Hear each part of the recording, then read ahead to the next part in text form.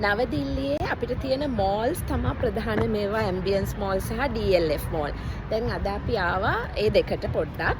මට මේ පෙන්වන්න ඕන උනේ මෙහෙ අපිට හරියට pollution නේ air pollution ගොඩක් තියෙනවා. ඉතින් ඒවා වළක්වා ගන්න මේගොල්ලන් නොයෙක් ක්‍රියාමාර්ග ගන්නවා. මේ green walls, vertical walls කියන එක ක්‍රමයක්.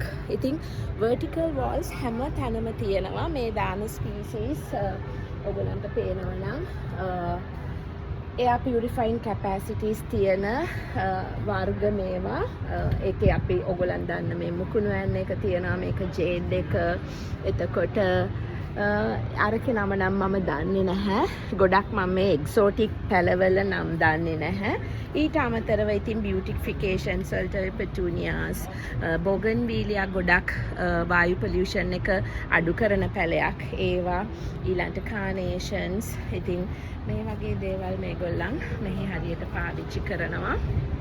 ඉතින් අර දැන් මේ ඔය දවල් කුමාරි කියන එකනේ මේක. මම හිතන්නේ මම දන්නේ තව නම් වට ඇති. මං කිව්වේ මං ගොඩක් දන්නේ නැහැ එක්සෝටික් පැලවල නම්.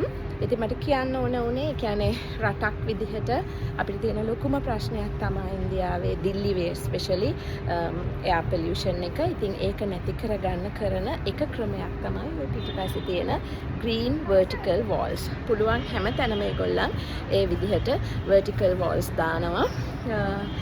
පුළුවන් තරම් අඩු කරගන්න. ඉතින් මිනිස්සු විදිහට අපිට ගොඩක් තියෙනවා ඒ pollution නැති කරන්න තියෙන දේවල්.